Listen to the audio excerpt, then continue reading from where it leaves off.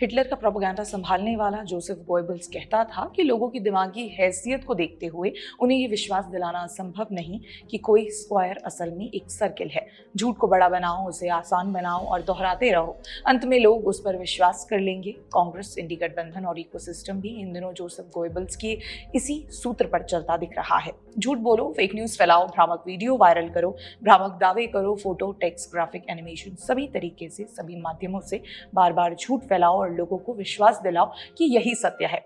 अब देखिए, 4 जून 2024 को लोकसभा चुनाव के नतीजे आए, एनडीए को बहुमत मिली, नरेंद्र मोदी तीसरी बार देश के प्रधानमंत्री बन गए, सरकार का गठन हो गया, मंत्रालय बढ़ गए, लेकिन इंडी गठबंधन और इकोसिस्टम लगातार प्रोपेगेंडा फैलाने में जुटा रहा। चुनावी नतीजों के बाद इंडी गठबंधन और इकोसिस्टम जो प्रोपेगेंडा फैला रहा है, उसका अंतिम उद्देश्य लोगों को यह विश्वास दिलाना है कि एनडीए सरकार पूरे 5 साल नहीं चला पाएगी। लोगों के मन में ये बात बैठाने के लिए अलग अलग तरह से प्रोपेगेंडा चलाए जा रहे हैं। सबसे पहले चुनावी नतीजों के दिन ही ये अफवाहें फैलाई गई कि एनडीए के सहयोगी और टीडीपी के अध्यक्ष चंद्रबाबू नायडू इंडी गठबंधन के संपर्क में हैं।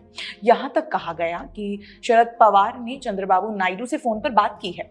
बाद में स्वयं आंध्र प्रदेश के मुख्यमंत्री और टीडीपी के अध्यक्ष चंद्रबाबू नायडू ने स्पष्ट किया कि वो एनडीए का हिस्सा हैं।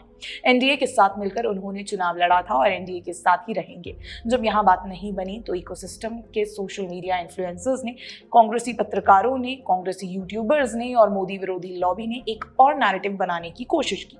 दावा किया गया कि टीडीपी और जेडीयू अपने लिए बड़े मंत्रालय मांग रहे हैं और अगर उन्हें बड़े मंत्रालय नहीं मिले तो एनडीए से दोनों पार्टियां बाहर हो जाएंगी। इसी दौरान इकोसिस्टम ने नैरेटिव बनाया कि अब सरकार में मोदी की नहीं चलेगी, बल्कि मोदी तो नीतीश और नायडू की बैसाखी पर चलेंगे।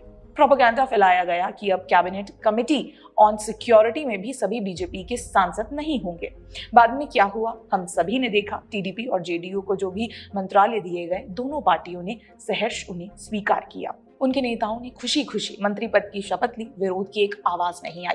पोर्टफोलियो बंटवारे को लेकर भी कोई अड़चने नहीं दिखी और सीसीएस पर भी इकोसिस्टम का प्रोपेगेंडा ध्वस्त हुआ। इसके बाद कांग्रेसी पत्रकार और यूट्यूबर्स एक नया सिगूफा ले आए। उन्होंने कहा कि अब स्पीकर कौन बनता है, इससे तय होगा कि सरकार किसकी है, मोदी की है या फिर नीतीश नायडू की है। कथित राजनीतिक पंडितों ने लंबे लंबे लेख लिखे, बड़े बड़े वीडियोस बनाए और कहा गया कि जिसका स्पीकर उसकी सरकार। इसके साथ ही ये नैरेटिव बनाया गया कि चंद्रबाबू नायडू स्पीकर का पद जरूर अपने पास रखेंगे, क्योंकि गठबंधन की सरकार में सबसे महत्वपूर्ण पद यही होता है। स्पीकर को चुनने का समय आया तो गोएबल्स के चेलों को फिर से मुंह की खानी पड़ी। एनडीए ने सर्वसम्मति से कोटा से भाजपा सांसद और लोकसभा के पूर्व स्पीकर ओम बिरला के नाम पर मुहर लगाई।